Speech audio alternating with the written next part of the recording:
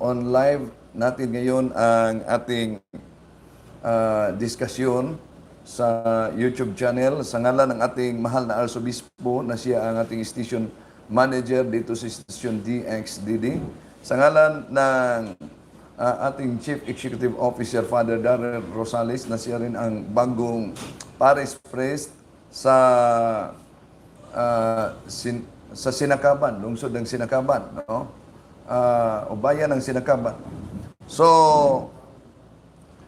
muling makasama ninyo itong inyong lingkod, Wendell Talibong sa Catholic Faith Defenders, at para sa ating mga kapatid na may katanungan tungkol sa pananampalatayang Katoliko, so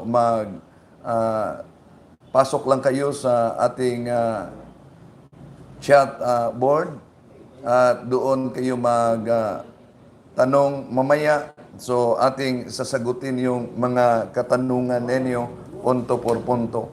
Ang programa po namin ni Father Darwin Gitgano, mga kapatid, hindi po nagiging live kagabi sapagkat may nagka-problema tayo sa signal, no? So recorded muna namin ang naturang programa.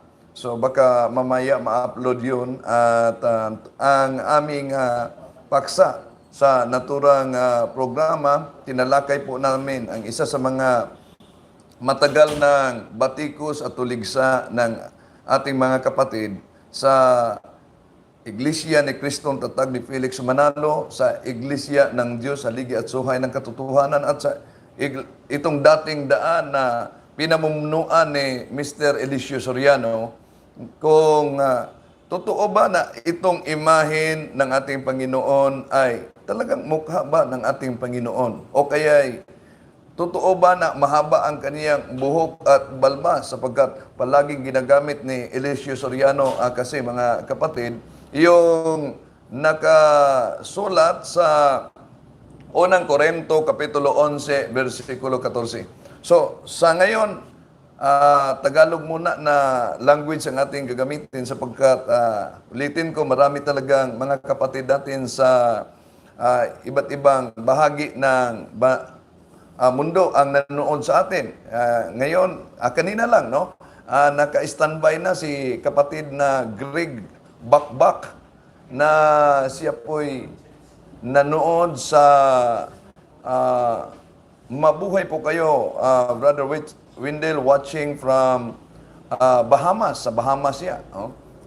At nasa pumasok din si kapatid na Robinson Cabando. Good morning, Bro Wendell. Si kapatid na Leon Santiago. Good morning, Bro Wendell. Si kapatid na Jason Santa Juana. Brad Wendell, tanong lang po, yung kasalanan ba natin ay sa kumpisal lang ba mapapatawad? May iba pa bang magdasal sa araw-araw at hihingi ng patawad at mapatawad ka na? Sagutin natin yan mamaya. Si Ma'am Victoria Matunog. Hello, Ma'am. Kumusta po? No, ating kasama sa bansa ng Clarin ito siya. Sa bansa ng Clarin, no? Si Ma'am Victoria Matunog. Hello, more power. Si kapatid na Rafaela Bernardes, good morning, Brad Wendell. Julian Roon, good morning, Brad Wendell Talibong, may God bless you. So, mamaya si kapatid na Lynn Dagupan na maayong buntag sa tanan, gikan sa Liluan, Southern Liti.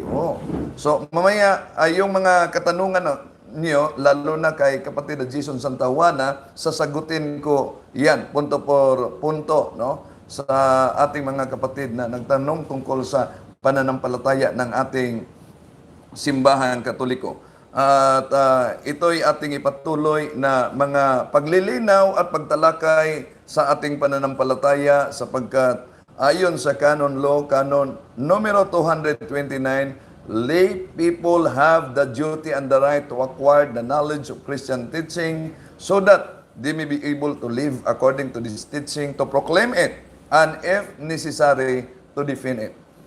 Kung may pangangailangan ayon sa naturang lagda ng simbahan ay ating dipinsahan ang pananampalatayang Katoliko. Meron po bang pangangailangan?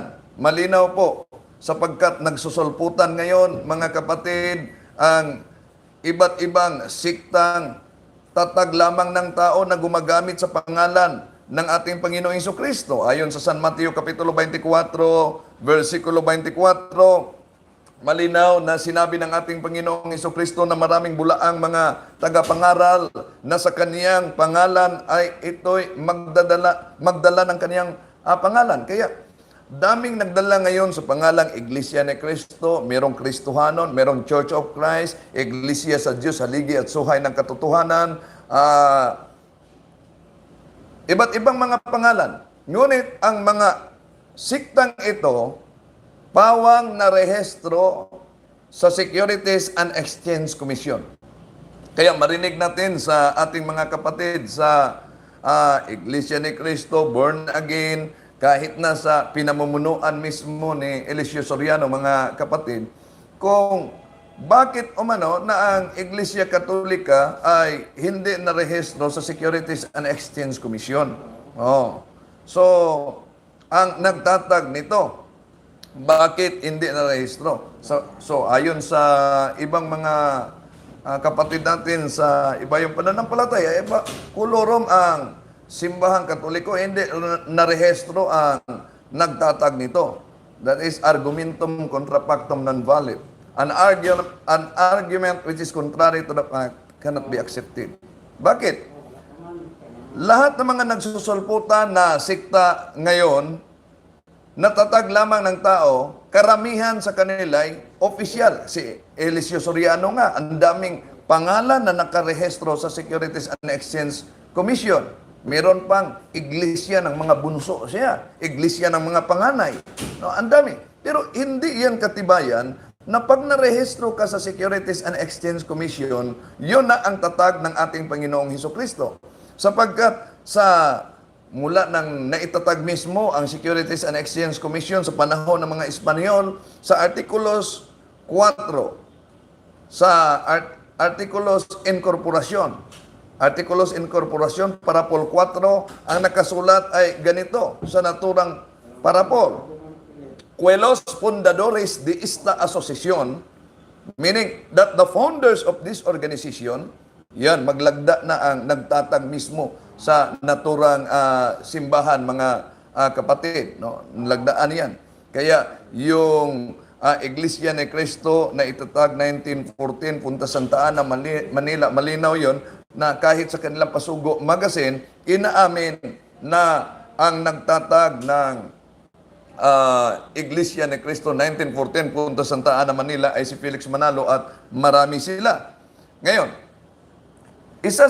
bago natin sagutin itong mga katanungan ng ating mga kapatid sa pumasok sa ating chat board, ang dami ng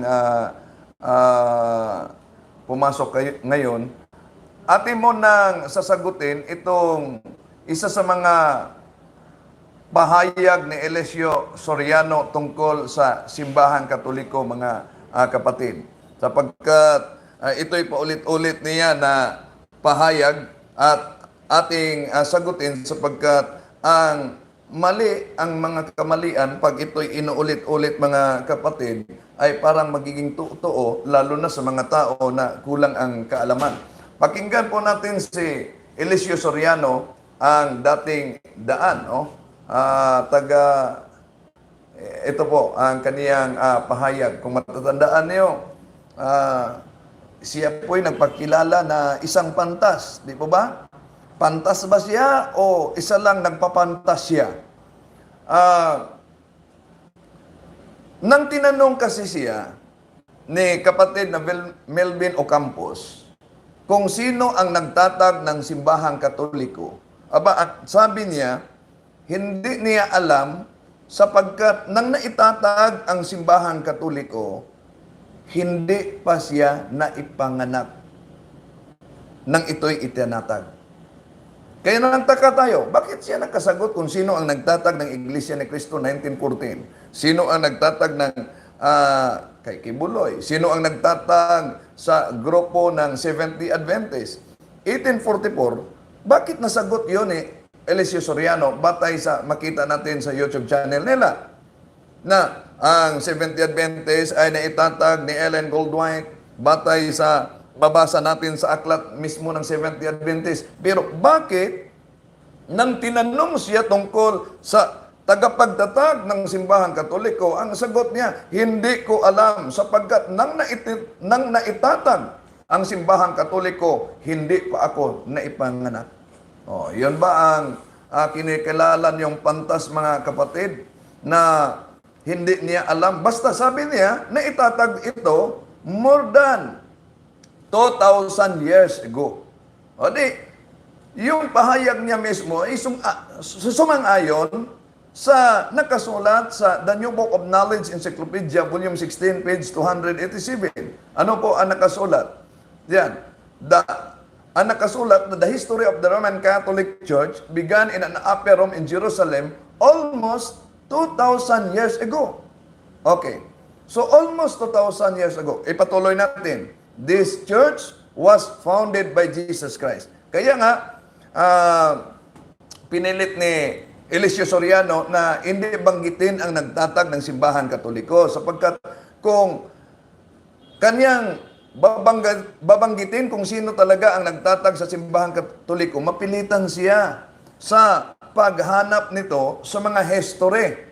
Kung sino nga ba talaga ang taong nagtatag ng simbahan Katoliko at bakit po ba na ang simbahan Katoliko ay hindi narehistro sapagkat merong jurisprudence yan nakasulat sa aklat Berlin versus Ramirez, sa aklat na Partnership and Private Corporation by Hector S. De Leon sa pahina 567. Ang nakasulat ay ganito: The Roman Catholic Church is not registered, not like other religious societies and churches in the Philippines, because it has been recognized as juridical person since time immemorial. Oh, yun ang dahilan bakit hindi na rehistro ang nagtatag mismo ng simbahan Katoliko. Baka isipin ng ating mga kapatid na ay kailangan talagang magrehistro, magpetisyon tayo sa Korte Suprema, sa Supreme Court nito. Kung magpetisyon sa Korte Suprema, sa Supreme Court, mga kapatid, kailangan pa nilang pababain ang ating Panginoong Hesukristo na matagal nang nasa langit. Siya ang nagtatag ng simbahan Katoliko. Ito ay pinatunayan kahit sa history. Yung kahapon, isa sa ating mga kapatid na nag-comment, sabi niya, bakit kayo gumagamit ng history? Bakit hindi lang kayo gumagamit ng Biblia? Bakit? Yun po bang aral ninyo, karamihan ng aral ng mga kapatid natin sa Iglesia ni Cristo na itatag ni Felix Manalo, ni Eliseo Soriano na grupo ang dating daan? Yung Bible alone, ang Bible alone, sola scriptura, mabasa ba yan sa Biblia? Hindi natin yan mabasa. Pero bakit po ba ginagamit natin ng history kahit sa salin ng mga protestante, yung tinatawag the Living Bible Paraphrase, mabasa natin sa Job chapter 8 verse 8. Anong nakasulat? Read the books of history and see. Kailangan talaga natin na mabasa ang kasaysayan. Bakit? According sa isang na convert na dating ministro ng protestante, ay ngayon nagiging santo na, si John Henry Cardinal Newman. Ayon sa kanya, to be deep in church history is to cease to be a Protestant. Adversely, to cease to be deep in church history is to become a Protestant. Okay. Sige lang mga kapatid, ang dami ng mga pumasok ngayon sa chatboard natin. Mamaya babasahin ko yon bago tayo magtapos nitong ating diskusyon. Okay. So, halimbawa, sapagkat ayon sa kanila, nasa Biblia na Bible lamang ang kailangang batayan. May mabasa ba? Even sa King James Version, even sa New King James Version, wala tayong mabasa. Even the word Bible does not found in the Bible itself. Sa kanilang King James Version, nasa cover lang yan. Ngunit sa original Greek Bible, entuadi para karpo ercominos pericaita Biblia, maliyot atas membranas. So, may mabasa tayong Biblia, no? Okay. So, sa history, bakit ayaw at allergic nila ng history? Allergic sila ng history sapagkat kung ating pag-aralan ang history, sila po'y bago lang sulpot at naitatag na ng iba't ibang mga tagapagtatag na tao. Ang karamihan sa kanila, made in Philippines. Walang ganyan sa States. No? So, karamihan, mga galing lang sa Pilipinas na naitatag mga kapatid. Okay. Kung tingnan natin ang history, sino ba ang nagpangalan na ito'y tawaging Biblia? Bible. Kailangan ng history. Wala na yan sa... kung ang batayan na, Biblia lang. Bakit? Mabasa ba sa Biblia na ang mga apostol ay naligo? Wala. Ibig ba sabihin, hindi sila naligo sapagkat hindi natin yan mabasa? Mabasa ba sa Biblia na sila'y namatay at saan sila nalubong? Inilibing? Hindi natin yan mabasa. Ibig ba sabihin, yung mga apostol na hindi natin makita sa Biblia na sila'y namatay, hindi natin paniniwalaan na sila'y namatay? Sapagkat hindi yan mabasa sa Biblia? So, kaya nga, ang paglitaw ngayon sa iba't ibang pananampalataya, mga kapatid, bunga yon sa maling interpretasyon sa kanilang maling doktrina na sola scriptura, the Bible alone. Na kanilang mariing itinakwel ang authority ng simbahan, itinakwel nila ang magisterium, itinakwel nila ang tradisyon. Pero nagtaka tayo, palagi nilang, kahit si Eliseo Soriano, palagi nilang tinuligsa ang aral katoliko. Pero nangungopya naman sila, halimbawa, yung kalendaryo. Ano po bang pinagbatayan nila sa ngayon? Anong kalendaryo ba ang kanilang ginagamit? Di ba? Yung Gregorian calendar, ang Gregorian calendar, ito po'y sino ba ang naghanda nito? Si Pope Gregory XIII. Bakit ginagamit nila? Na batayan ngayon. Ang Biblia, sino po ba ang nag-translate nito from Hebrew language to Latin? Sapagkat Old Testament was written in Hebrew, kaya sinabi ng Diyos sa Jeremias, So, hindi natin yan So, kaya itranslate ni Saint Jerome. Sa Latin, 405 Anno Domini. And then, first printed Bible. Kailangan natin na magamit ang history. Sino ba ang tao na responsable mismo sa chapters and verses, naghati sa chapters and verses sa Biblia? Sila si Cardinal Hugo de Santo Caro. So kailangan natin ang history. Ang problema lang, iniiwasan ng ating mga kapatid ang history sapagkat gusto nila yung story lang. Okay? So pakinggan natin. Pakinggan natin si Eliseo Soriano, mga kapatid muna. Okay. Bawal na patawag ng Papa eh. Yan.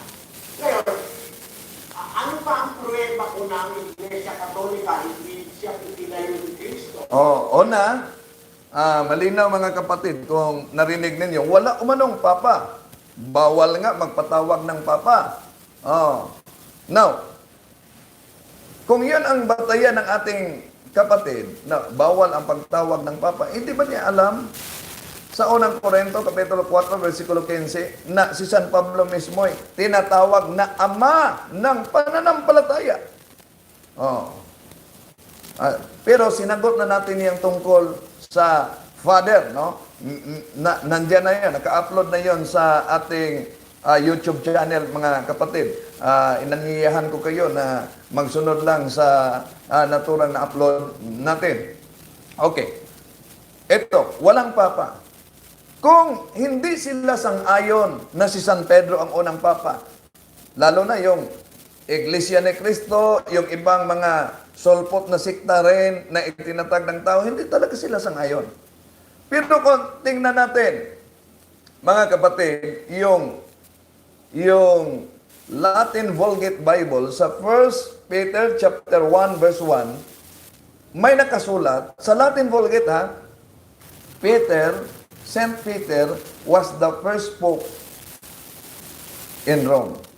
Meron nakasulat Latin Vulgate sa ibang Latin Vulgate na dala natin. Nabasa na natin yon, mga kapatid. Hindi lang, kung tingnan natin ang Webster's Dictionary, lahat na mga kapatid natin sa iba yung pananampalataya, gumagamit ng Webster's Dictionary. Page 544. Ano nakasulat? Peter, masculine, proper name, Simon Peter. Fisherman of Galilee, one of the 12 apostles and the first pope of the Roman Catholic.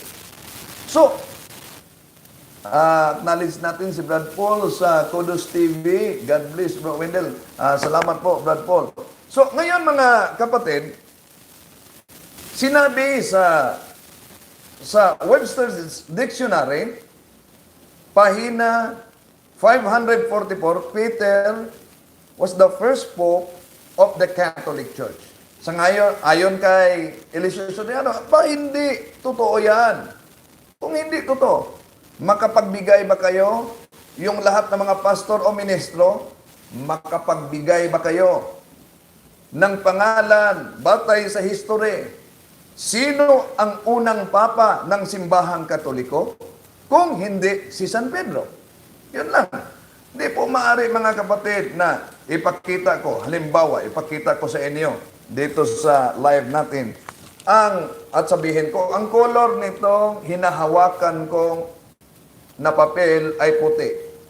At sasabihin naman ng nanonood, hindi totoo yan. Sinungaling ka, hindi puti ang hinawakan mo. Kung hindi puti, anong kulay nito? Hindi po maaari na sila nangoreksyon o tumuligsa sapagkat ayon sa kanila, mali umano ang pananampalataya ng simbahang Katoliko o nang sinabi, Webster's Dictionary, page 544, Peter, masculine, proper name, Simon Peter, fisherman of Galilee, one of the 12 apostles, and the first pope of the Roman Catholic Church. Okay. Kung pinatunayan na si San Pedro ang unang papa, at sabihin nila, hindi si San Pedro, okay? Sige, pagbigyan natin sila. Sino po ba ang unang papa kung hindi si San Pedro? Yun din ang tanong, bago kayo lumipat sa mga sikta. Ito kasi ang problema mga kapatid, sapagkat marami natin na mga Katoliko na kulang ang kaalaman sa pananampalataya ng simbahang Katoliko. Mas nalalaman pa nila ang buhay ng mga artista kaysa buhay ng mga santo at sa pananampalataya ng ating simbahang Katoliko. Kaya pag may pumunta sa kanila na mga sikta, mga manggagawa o mga kaanib o mga pastor na nagtuturo ng mga kamalian, lalo na paborito nila yung mga sacred images, no? Half-truth lang ang kanilang, kalahating katotohanan lang ang kanilang gagamitin. Bakit po ba? Sapagkat yung ipinagbabawal lang ang kanilang binabasa. Yung Diyos mismo ang nag-utos na may larawang pinahintulot ng Diyos, abay, pilit nila yang iniiwasan. Kaya nga, sabi ni Brad Paul, yung mga pastor kasi, pag magigipit, sa larawan kumakapit. Sasagutin din natin yan. Punto por punto, mga kapatid. Okay. So, yung sabi ni Eliseo Soriano, hindi totoo na si San Pedro ang unang papa. Bakit hindi niya ibigay? Sino ang totoong unang papa? Batay sa history. Hindi maaari mangoreksyon sila. Ngunit hindi rin nila alam ano ang tunay na answer. Di po ba? No. Okay. Pakinggan natin si Eliseo Soriano. Bago niyan, tanungin niyo yung mga pastor na magpunta sa bahay niyo. Pastor, okay, sige. Lilipat ako, iwanan ko ang pagiging Katoliko ko, pastor. Iwanan ko itong pagiging Katoliko ko. Kung makasagot ka sa very elementary question ko, masagot mo lang. Kung ang simbahang Katoliko ay hindi totoong iglesyang tatag ng ating Panginoong Hesus, ang tanong ko, Pastor, sino po ba ang nagtatag ng simbahang Katoliko na tao at saan po ba natin mabasa na ang simbahang Katoliko ay itinatag lamang ng tao sa history, hindi yung sa story? Meron po bang mabasa? O yan ang dapat niyong itanong. No? Sapagkat karamihan ng mga solpot na sekta, yung mga manggagawa nila, yung mga pastor, pag dumating sa bahay niyo, ang kanilang tinitira ay mga doktrina ng simbahang Katoliko. Mga santo, purgatorio, at yung mga immorality ng mga kaanib ng simbahang Katoliko at lalo na sa mga pare. At tinitira din nila ang mga Santo Papa na umano ang Santo Papa ay tinutukoy ayon sa Pahayag Kapitulo 13, versikulo 18. Pero hindi ninyo mapakinggan galing mismo sa mga bibig ng mga taong ito na may mga pastor o mga kaanib o mga manggagawa na kanilang tinuligsa ang nagtatag ng simbahang Katoliko. Bakit hindi nila kaya natulugsain ang nagtatag ng simbahang Katoliko? Sapagkat kapag babatikusin nila ito, mapilitan sila sa paggamit ng history. At kung tingnan at buksan ang history, Gloria Encyclopedia, Volume 5, page 106, Catholic Church, Greek Catholicos Universal, term generally applied to the Divine Society founded by Jesus Christ. At sa aklat naman na World History by Gregorio Saide, Philippine Edition, nakasulat yan mga kapatid, pahina 127, the greatest legacy of Spain to the Filipino people is Christianity, especially the Roman Catholic religion. This religion was Asian in origin, being founded by Jesus Christ in Palestine. Malinaw ang sa history. Kaya yung history, hindi yan maaring, sapagkat history yan, ikontrahan lang nila ng history. Okay, pakinggan natin muli si Eliseo Soriano. Yung ipinayo kasi ni Kristo, nung nandito pa sa lupa ang mga apostol, nandito pa nangangaral, buhay pa, ang pangalan tawag nila Iglesia ng Diyos. Eh yung Katoliko, kailan nagkaroon ng pangalan? Yung 1817. Iglesia Katolika, Apostolika Romana. Hindi mo naman pwede tutulang ito kapatid, nasa libro nito. Okay, mga kapatid, no, ginagamit naman niya yung quotation mismo ko sa aklat na ang pamagat ay Discourses of the Apostles' Creed by Reverend Father Clement H. Crack sa pahina 191. Ano po ba ang nakasulat sa naturang aklat, mga kapatid, no? Sabi niya, hindi po niyo tutulan, nagsimula lang ang pangalan noong taong 1870. Mali. Sinabi ba dyan na nagsimula? Mabasa ba dyan na nagsimula? Hindi. Hindi pwede na kayo na, lalo na, hindi niyo talaga alam ang pananampalataya ng simbahang Katoliko, kayo ang magbigay ng interpretasyon o kahulugan nito. Okay. Halimbawa, mga kapatid, sapagkat narinig niyo, galing sa bibig mismo ni Eliseo Soriano. Anong sabi niya? Ang sabi niya, mga kapatid, 1870 nagsimula. Basahin nga natin. Ito ang mabasa natin. Ipakita niya. Bidyuhan kaya ninyo. Meron ba kayo sa naturang aklat? Meron akong kopya sa naturang aklat. Totoo na ang Iglesia ni Cristo talagang meron silang kopya sapagkat ilang bisis na nagiging kaharap natin ang Iglesia ni Cristo sa pampublikong debate at maginoong debate si Ministro Rizalito Ocampo at si kapatid na Ramel Parba, ginamit nila ito. At ito na may kinopya ni Eliseo Soriano sapagkat sa pahina 191, sa Discourses of the Apostles' Creed na ang may akda ay si Reverend Father Clement H. Koch sa pahina 191, ito ang nakasulat. In 1870, at the Vatican Council, the Roman Catholic Church was proposed, but it was rejected. The bishops assembled unanimously decided upon this official name, the Holy Catholic Apostolic Roman Church. Yun lang ang babasahin nila. Tandaan niyo, yun lang ang babasahin nila. Hindi na nila ituloy. Meron, basahin natin, ituloy po natin. Ano po ang iniiwasan nila, mga kapatid? Ito, ang iniiwasan nila. In 1870 at the Vatican Council, the name Roman Catholic Church was proposed, but it was rejected.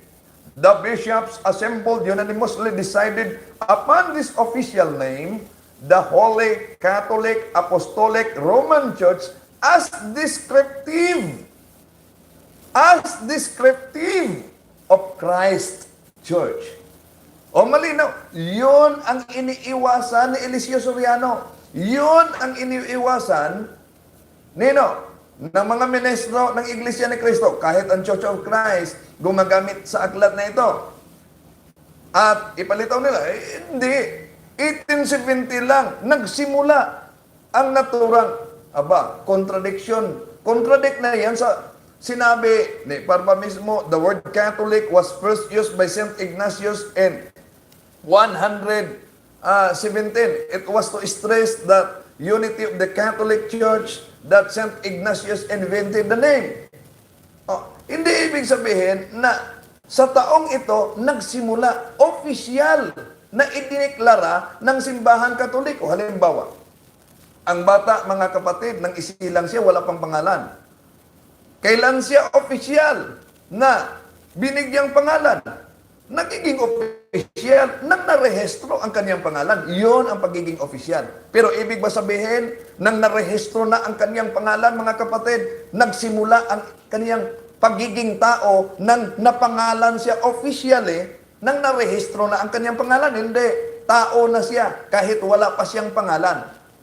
Ang simbahan Katoliko, idineklara lang ng simbahan Katoliko ang katotohanan na ito'y opisyal, na palatandaan, anong nakasulat? As descriptive of Christ Church. Ibig sabihin, ito'y palatandaan sa iglesyang itinatag ng ating Panginoong Hesukristo. Ayon kay Eliseo Soriano, mabasa sa Biblia, Church of God. Yon ba ang palatandaan ng tunay na iglesia na mabasa sa Biblia? Totoo na. Si San Pablo mismo ang may sabi, ayon sa 2 Korinto Kapitulo 11, versikulo 12 hanggang 15, na merong mga bulaang propeta na gumagamit din ng kasulatan at magpanggap na sila'y may kaugnayan sa mga apostol. Ngunit sila ay may kaugnayan ni Satanas. Malinaw yung sinasabi ni Apostol Pablo sa 2 Korinto Kapitulo 11, versikulo 12 hanggang 15. Okay. Ngayon, kung yun ang batayan ni Eliseo Soriano, meron pang nauna nilang narehistro na nakapangalang Church of God sa Estados Unidos. Ibig ba sabihin sila din ay totoo?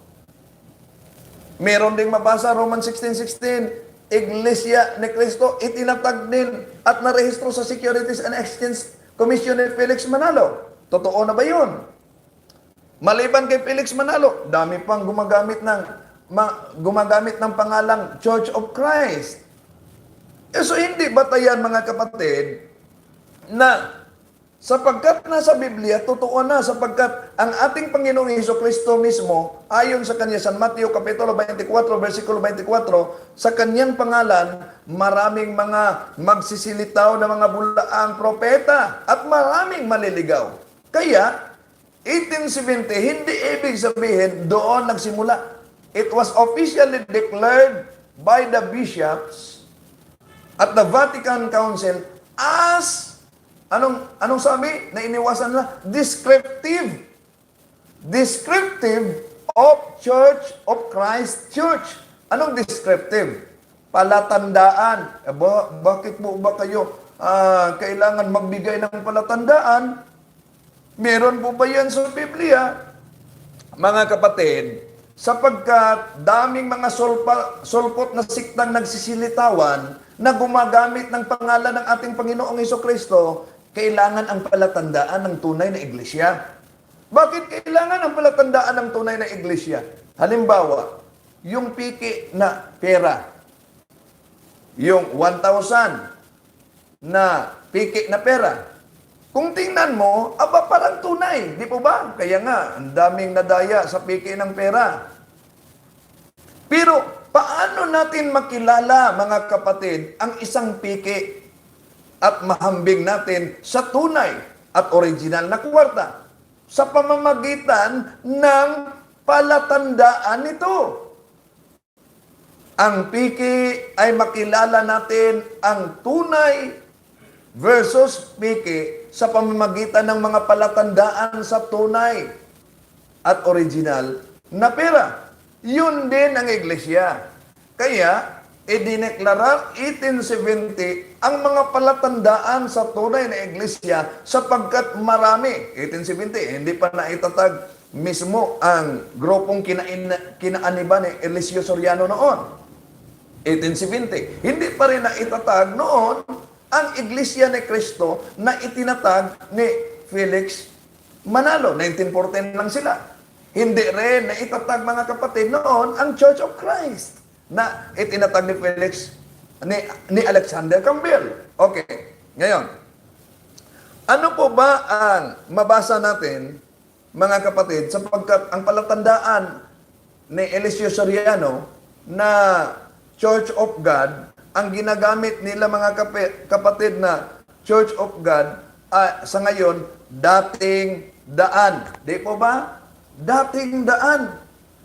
Ngayon, kung Biblia ang ating pagbatayan, yung dating daan ba, yun ba ang katotohanan? Okay. Kung meron kayong Biblia, tingnan nyo, pakibuksan nyo ang Job chapter 22, verse 15. Ano ang mabasa? Ito ang mabasa natin, mga kapatid. Talaga bang nais mong lakaran ang dating daan? Okay, merong mabasa ha, dating daan. Ano nakasulat? Talaga bang nais mong lakaran ang dating daan? Landas na tinahak ng mga nasanay sa kasamaan. Ano nakasulat? Nais mo bang lakaran ang dating daan? Landas na tinahak ng mga nasanay sa kasamaan. Ngayon, bakit po ba kailangan, mga kapatid, na mayroong palatandaan ang tunay na iglesia? May propesiya dyan sa Jeremiah chapter 31, verse 21. Ano po ang nakasulat? Maglagay ka ng mga batong pananda sa inyong landas.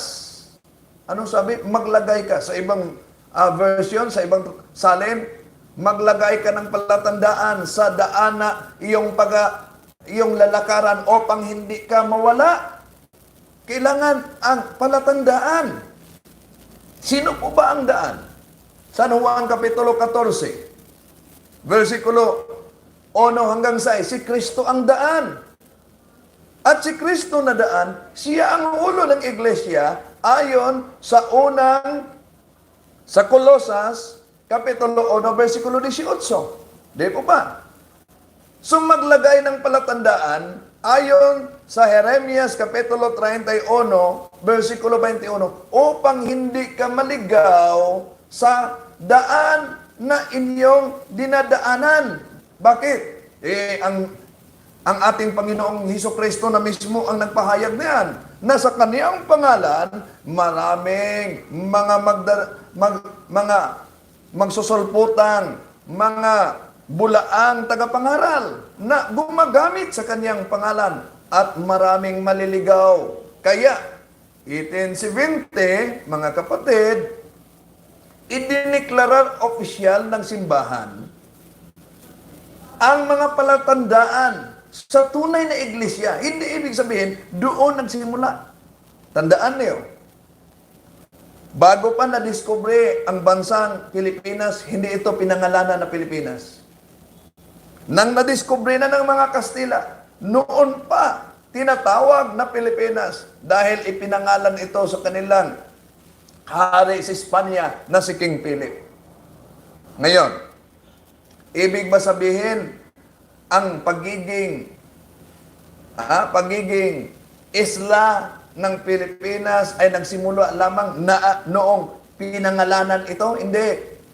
Nandito na, nag-exist na ito kahit wala pang pangalan. Yun din ang simbahang Katoliko. 1870, hindi ibig sabihin doon nagsimula ang pangalan. Opisyal idiniklarar ang tunay na palatandaan upang makita natin ang kaibahan sa mga piki na iglesia na mga solpot at itinatag lamang ng mga tao, mga kapatid. Okay, ipatuloy natin si Eliseo Soriano.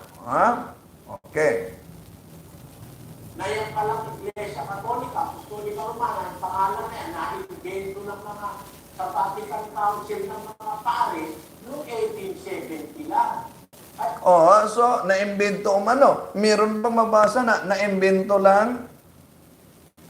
Kapag iyon ang batayan ninyo, hindi natin yan gagamitin sapagkat it was officially declared by the Council of the Church. Bakit ginagamit niyo yung batayan din ang kalendaryo ng Simbahan Katoliko? Itong Gregorian calendar. Okay, patuloy natin si Eliseo Soriano. Mali, walang mabasa. It was invented. Tingnan niyo. Kung ito sila mangaral, mamaya babasahin, bago ko magtapos, babasahin ko mga pumasok na comments sa comment section natin. Okay. Kaya napakalayo. Kaya kung titignan mo naman sa aral, malayo rin. Kung titingnan naman umano sa aral ang Simbahan Katoliko, tingnan niyo ang history, ginawa niya ang history. Narinig niyo ba na sinabi ni Eliseo Soriano, mga kapatid, na sino ang nagtatag ng Simbahan Katoliko? Hindi. Ginamit lang niya ang history at yung history, ginawa niyang story. Yun ang kaibahan. Okay. Bakit malayo ang aral? Pakinggan natin si Eliseo Soriano. Ang aral ni Cristo, not for sale. Yun, ang aral ng ating Panginoong Hesukristo, not for sale umano. Bawal ibenta. Bawal ibenta. Tinanggap yung walang bayad. Tinanggap niyong walang bayad. Bigay yung walang bayad. Ibigay niyong walang bayad. Ang inyong binyag may bayad. Ang binyag ng Simbahang Katoliko ayon kay Soriano, may bayad. Magkaano ang bayad na kaniyang tinuligsa dito? Sabi niya, okay, may resibo umano siya, mga kapatid. Pakinggan natin magkaano ang tinuligsa niya na resibo? Resibo umano? Sandali lang. Ating hanapin itong sinabi ni Eliseo Soriano. Okay. Ang resibo ay 40 pesos. Sandali Okay. So nakakuha sila ay memorandum sa binyag to. Okay. Ayan, memorandum. Ito po ay resibo. Memorandum, resibo umano, resibo. Magkaano?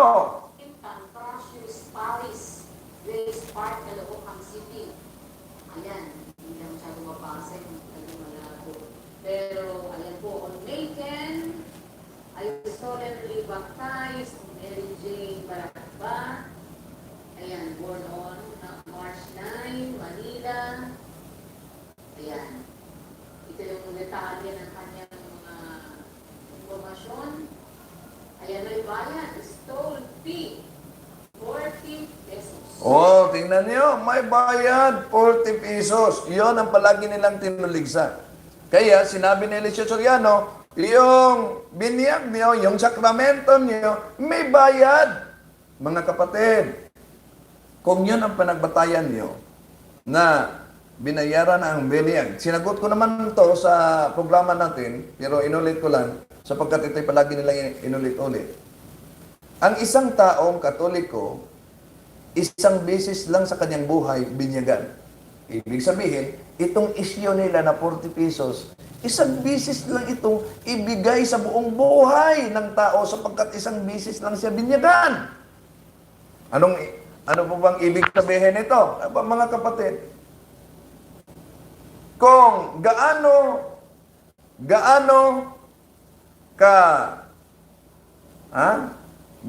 ka laki si Eliseo Soriano tumuligsa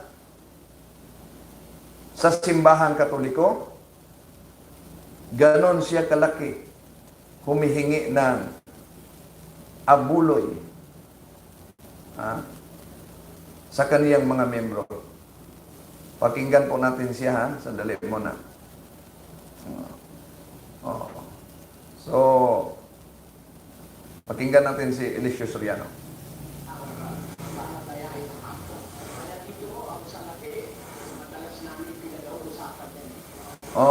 Ayon sa kanila, yung salapi umano mga kapatid, madalas pag-uusapan yan sa EDD, ang dating daan. Pakinggan mo, ano po ba ang sinabi sa Biblia sa ang dating daan ayon sa Job Kapitulo 22, versikulo 15? Yon ang pinaglalakaran sa mga masamang tao. Okay, tuloy tayo.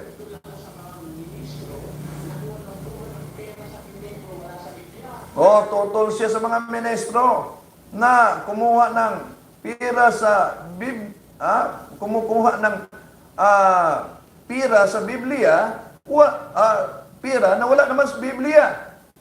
Okay.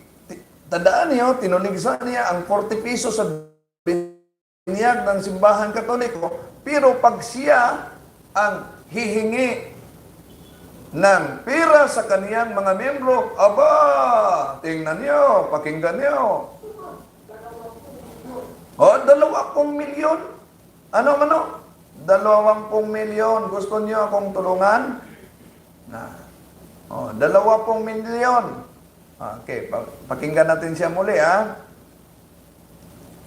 40 pesos versus 20 milyon. Kaya sinabi natin, kung gaano kalaki siya magtuligsa sa simbahan Katoliko, ang laki niya. Ganon din kalaki kung siya hihingi ng abuloy. Okay.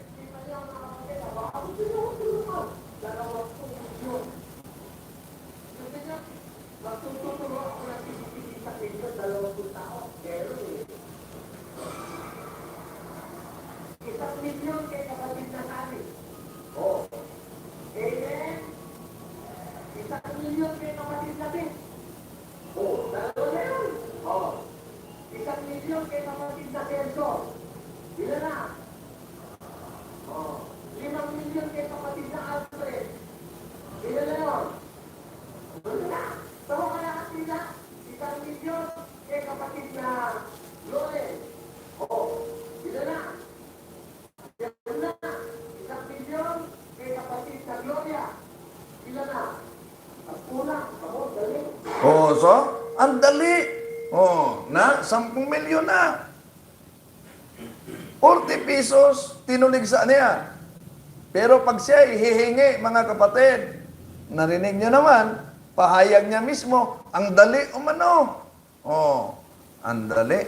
Yung isyo nila tungkol sa, mga kapatid, tungkol sa 40 pesos, ulitin ko, yung sa binyag, isang bisis lang ang isang Katoliko binyagan. Therefore, yung isyo nila, isang bisis lang yan, ibibigay ang 40 pesos. Batay sa ipinakita nila na resibo umano. Hindi lang yan.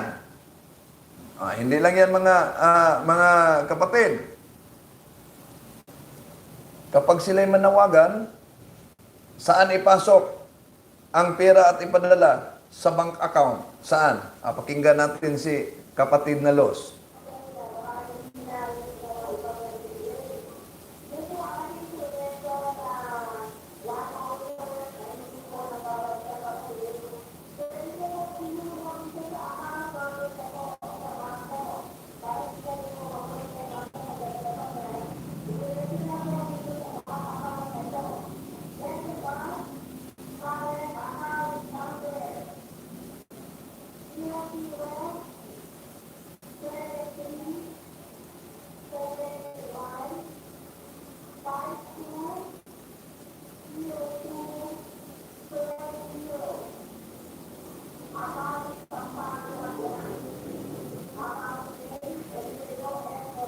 No, so saan ilagay ang naturang pera? Account nin kay Eliseo Soriano. Magkaano ang ipahulog sa naturang account? 1,000 sa mga miyembro. Oh, tinuligsan niya 40 pesos. Pero pag siya ang hihingi, milyon-milyon, 1,000 hanggang maubos. Okay, pakinggan natin siya.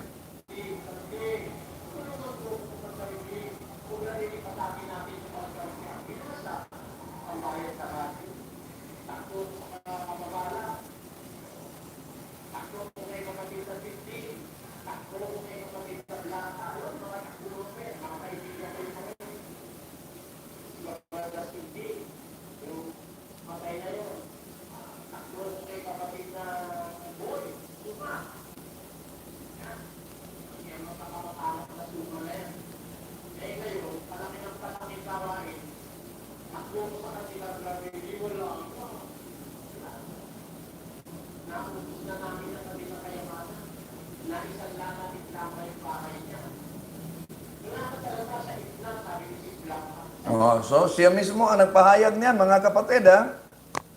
Oh, so makita natin kung gaano siya kalaki bumatikos sa abuloy ng simbahan katoliko na sabi niya 40 pesos. Ba, mas malaki pala siya pag siya ay humingi sa kanyang mga miyembro, mga kapatid. Okay, ilang minutos na lang ang natira sa atin, kaya ating babasahin itong ilang mga katanungan galing kay mga komento. Galing kay, sige, sandali lang ha, tingnan natin. Basahin muna natin. Kay kapatid na Robinson Can, nabasa na natin ito. Ito pang katanungan ni kapatid na Jason Santawana. Sige lang, sasagutin ko ito ha. Acknowledge muna natin ang mga pumasok. Kay Sis Victoria Matunog sa Clarin, Misamis Occidental. Nabasa na natin ito. Kang kapatid na Rafael Bernardis, kang kapatid na Julius Raon. Good morning, Brother Windel. May God bless you. Kapatid na Lane Dagupan, maayong buntag sa tanan, gikan sa Liluan, Southern Liti. Ang kapatid na Corley Gutan. Good morning, Bro Windel, watching from Lopisaina. Uy, kumusta kayo dyan sa Lopisaina? Uy, happy sacerdotal anniversary sa pari de Lopisaina, no? Si Father Roger Taguran, isa sa mga appointed exorcist ng local na simbahan natin. Father GC, kaniyang sacerdotal anniversary din ngayong araw na to, mga kapatid. Si Father GC, na siya isang apolohistang pare din, tulad ni Father Darwin Gitgano. Ipagdasal po natin ang ating mga kaparian. Kay Brother Sunny Sator, watching from Japan, brother, nindot kaayo ang programa, daghan ang makatunan, bisan kanato mga Katoliko, more power sa inyo, diha tanan. Maraming salamat po, kapatid Sunny Sator, dyan sa Japan, no? Magkakaintindihan talaga tayo sapagkat ako'y Cebuano. Kaya nga, itong Tagalog namin ni Father Darwin, binatikos kami sa mga kaanim na mga nagsusulputang sikta. Bulol-bulol umano kaming mag-Tagalog. Natural, hindi kami sanay sa Tagalog, Cebuano kami, pero pinagsinikapan namin na mag-Tagalog sapagkat marami ang nag-request. No, kaya nga, tingnan natin hindi magkalisod-lisod. No? So, galing kay kapatid na Jimar Villegas. Good morning, Bro Wendell, watching from Masbate. Galing kay kapatid na Nolito Casio. Good morning, Brother Wendell. Galing kay Sinbad Maurin. Maayong buntag, Bro Wendell. Sinbad Maurin sa Pikit, Cotabato. Uy, kumusta kayo? Hala, bira. Salamat sa inyong programa. God bless. Galing kay kapatid na Hercules Ivardon. Finally, Bro Wendell, na timingan ko rin sa wakas ang live broadcast po sa inyo. Watching from Edmonton, Alberta, Canada. God bless you. Maraming salamat po, kapatid. No? So, galing kay kapatid na Rodzik. Good morning, Brother Wendell. God always guide you and bless you. Salamat po. Galing kay kapatid na Alon Agos, PH. Hindi po Ellen Genuan ang nagtatag ng SDA. Pareho po kayong mali. Kung gayon na hindi si Ellen Goldwhite, ibig sabihin, yung nakasulat sa libro, aklat na, ang may akda mismo ay yung mga pastor ng Seventh-day Adventist na si Ellen Goldwhite ang nagtatag. Mali talaga yon. Ha? Yan, kapatid? Okay. Galing kay kapatid na Sinban Morin. Mangutana di ko bahin sa atong holy water. Nganong katoliko lang man ang naay holy water. Kinsa man ang nag-authorize sa paghimo daw sa Bible. Okay, salamat. Ang simbahan mao ang authorize. Ano niya? Efeso Kapitulo 3, versikulo 10 sa San Mateo Kapitulo 18, versikulo 18. Kaya ang Biblia ay produkto sa totoong iglesia. Ngunit itong mga nagsusulputang sekta, sila'y produkto sa maling interpretasyon ng Biblia. Okay. Mamaya, sa susunod, sasagutin ko yung holy water. Galing sa kay kapatid na Niel, Jamaica Ambra. Good morning, Brother Wendell. Makulit talaga ang sinungaling na si. Sige. Ito pa, Niel, Jamaica Alhambra. Po ng Diyos lang ang pambatikos nila. Okay, salamat. Galing kay Anthony Leco, Alon Agos, sino ba nagtatag ng SDA? Okay. Galing kang Melger Bal, Bible alone is against the Bible itself. Okay. So, Jimar Villegas, Simbad, Maureen, kita raman ang holy. Kay ang nagtukod sa ato si Kristo man usa na kana siya holy man. Sige, logical faith, history supports the Bible and the Bible supports history. Yes, sa Biblia nga merong historical, prophetical and doctrinal sa Biblia. And sa historical, Bible must be interpreted according to the context in which it emerged. Okay. Kay kapatid na Niel, Jamaica, Alhambra, that will you do in the Bible if there are in past which is not included in the Bible, but you can find it on book of history. Yes. Halimbawa, yung mga reliquias, yung mga pako ng ating Panginoong Hesus, yung cross ng ating Panginoong Hesus. Saan naman yun? Historically, nasa simbahan Katoliko yun. Okay. Kapatid na Jimar Villegas, accept also the history, it was written in Job chapter 8, verse 8. Yes, kung pagbatayan natin, malinaw yan sa The Living Bible, isang salin ng protestante. Galing kay kapatid na Dexy is Casio, makikinig from La Union. Salamat po. Galing kay kapatid na Sinbad, Maureen, Bro, Jimar Villegas, salamat po sa imong comment. Galing kay kapatid na Lady Violet, good morning, watching from Hong Kong, Padayon, Team Maria, God bless always. Galing kay kapatid na Niel, Jamaica, Alhambra, alam niyo ba mga world map, 10th century, pababa, wala pa yung makikitang Pilipinas. Sandali lang. May background tayo. Sinasabi nila na Atlantis daw ang nandito. Pero baka dagat lang. Okay, galing kay kapatid na Anthony Laico. Sino ba ang pinaglingkuran mo? Ang simbahan na tatag ng tao o ang simbahan na tatag ni Kristo? Okay. Galing kay kapatid na Nina Dionis. Ave Maria watching from USA. God bless you, Bro Wendell. Keep up the good work. Salamat po kapatid na Nina. Palagi ito siyang nagsunod sa atin. Lalo na kay sa programa namin ni Father Darwin Gitgano. Okay. Ito kapatid na Jimar Villegas. Welcome kapatid Sinbad. Alon Agus, PH Anthony Laicolar. Galing kay kapatid na Meljar Bal, basta iglesia na nagmula lang sa opinyon sa Biblia, hindi sila mismo pinagmulan ng Biblia. Huwad na yan na iglesia. Galing kay kapatid Daniel Jamaica Alhambra, si Soriano, ng gagaya lang ng turo. Yan, gaya. Huwag ako babasagan ng mga taga-EDD, lalo na ang sa Pope na 666 daw sa 2018 nabago.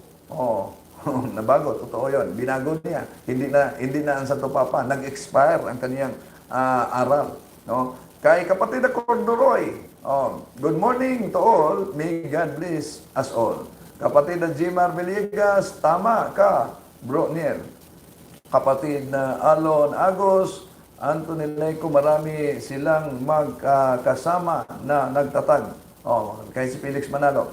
Anthony Laico, Alon Agos, taga SDE, kaba kapatid. Galing kay kapatid na Rafael Kadilina, magandang araw, Bro Wendell, God bless you always, watching from Davao City. Salamat po.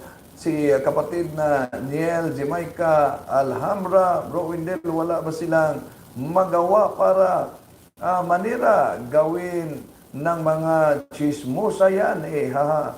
Kaya nakasira yung mga mag-asawa dahil sa chismis. Kapatid na Paul sa Kudos TV, inanyayahan ko kayo na manood din sa ating mga kapatid sa Kudos TV. Ang talakayan nila at pagsagot nila tungkol sa pananampalataya ng Katoliko. God bless, Bro Wendell Padayon. Marunong ka ng Bisaya ngayon, Brad Paul, ha? Kapatid na Nelson Art. God bless, Bro Wendell, watching from Lancaster, Imus, Cavite. Salamat po, kumusta kayo dyan, Imus, Cavite.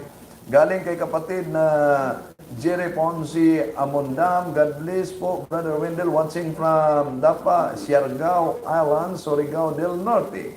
Bumalik si kapatid na Niel Jamaica Alhambra. Bro, bakit po pala tayo di dapat kumain ng karne sa araw ng Biyernes? Mahal na araw.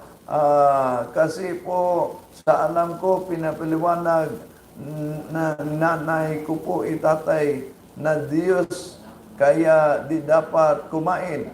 Okay, meron akong sagot tungkol nito na naka-upload dito sa channel ko, kapatid.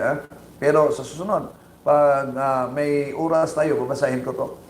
Sagutin ko to. Kakapatid na Alfredo Asiboche, good morning, bro. Tanong ko, anong lingwahe ang salitang Guadalupe? Anong ibig sabihin ng maraming salamat po? Sana, anong ibig sabihin? Maraming salamat po. Sana pabigyan niyo ng kasagutan. Okay, salamat po, kapatid na Alfredo.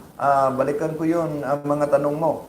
Basahin mo na, acknowledge natin sapagkat ilang minuto sa akin. Acknowledge muna natin itong mga pumasok ng mga comments dito sa comment section natin. Alon Agos, PH, bro. Anthony Lico, yes. Kay Hobert Bastis Siyos. TY kaayo, bro. Na CFD, TY. Galing kay kapatid na Sitbin Dahon. God bless you, Brother Wendell. Anthony Laico, pastor sa buong mundo, founder ng ISDA. Kay kapatid na Cabardo Baldomero. Ito ang kaniyang sabi, God bless, Brother Wendell. Kapatid na Jimar Villegas, Bro Niel, ayan po ay disiplina na atin, ngunit di natin yan doktrina kasi yon ang araw na pagsasakit niya. Sagutin ko yan sa susunod. Ang kay kapatid na Chito Pamat, good morning bro Wendell, watching from Obrero, Agdao, Davao City. Shout out lang po sa mga EMHC, PSL, Sacred Heart of Jesus, Obrero, Davao City. Salamat po. Galing kay Melger Bal, kaya ipinalit nila yung Bible alone kasi diyan lang sila nakapangloko. Yun ang kanyang komento. Arnel Pinedo, watching from Turel, Daliao, Davao City. Greetings from P. Benito family. Salamat po. Galing kay kapatid Daniel, Jamaica, Alhambra, yung karne si Kristo. Okay, galing kay kapatid na Saint Vin Dahon, takot ang mga protestante sa history dahil malaman nila na man-made lang ang relihiyon nila at ang simbahang katolika ang tunay na iglesia. Galing kay kapatid na Jimar Villegas, Bro Alfredo, Spanish term yan, kay Blessed Virgin Mary. Galing kay Brother Melger Bal, Bible alone dyan, nagsimula ang lahat na pangluko ng mga tao. Alon Agos, PH, Antoneleco, walang kinilalang founder ang STE, kundi si Kristo lang. Kaya pioneer ang tawag namin sa mga nagsimula. Tingnan yung aklat nyo, ipapakita ko bukas sa di ko dala ang naturang aklat. Galing kay kapatid na Alfredo Asibochi, tanong ko lang po, anong lingwahe? Balik na ito. Okay, marami pa mga katanungan, kapatid Dave Alvarez, God bless always, Bro Wendell, stand for truth. Kuto on, subscribe bro, Wendell, God bless, ingat, salamat po. Galing kay Wants Me Now, not later, God, good morning. Di bro Wendell, watching here in Thailand. SD at iba pa, walang standard references na sila na itinatag ni Kristo sa SDE daw. Okay, ang dami pang mga katanungan dito, hindi ko na mabasa ito, mga kapatid. Sorry po, sapagkat ilang na lang minutos na titira sa ating mga kapatid. So, ako po'y magpapasalamat sa inyo sa pagsunod sa ating palatuntunan dito sa Stasyon DXDD. May bisita tayo mamaya alas 11, alas 12 si Kapatid Paul ng Tokos TV, mga kapatid. Sundan nyo kami ni Brad Paul mamaya. Ating makasama po si Brad Paul sa ating palatuntunan. So, sa ngalan sa ating mga kapatid dito sa Station DXDD, sa production department at lalo na sa technical department, sa ngalan ng ating Archbishop Martin Humuan, sa ngalan din sa ating Chief Executive Officer Father Darrell Rosales, na siya ang bagong na installed bilang Padre Cora sa bayan ng Sinakaban. Okay. Maraming salamat sa lahat din na mga Vincentians fathers at Columban fathers na naging bahagi sa misyon sa lokal na simbahan ng Osamis. Mga kapatid, salamat po sa pagsubaybay ninyo, pero sorry talaga, hindi ko na ubos pagbasa yung mga daming pumasok na comment sa comment section natin sa live. Marami pong salamat. Hanggang sa sunod, hindi po natuloy yung live namin ni Father Darwin Gitgano sapagkat may problema sa signal. Mamaya siguro, yung mga recorded na tungkol sa aming talakayan sa mga sacred images. Marami pong salamat hanggang sa sunod. Itong inyong lingkod, Brad Windel Talibong, pagpalain sana tayo ng may kapal.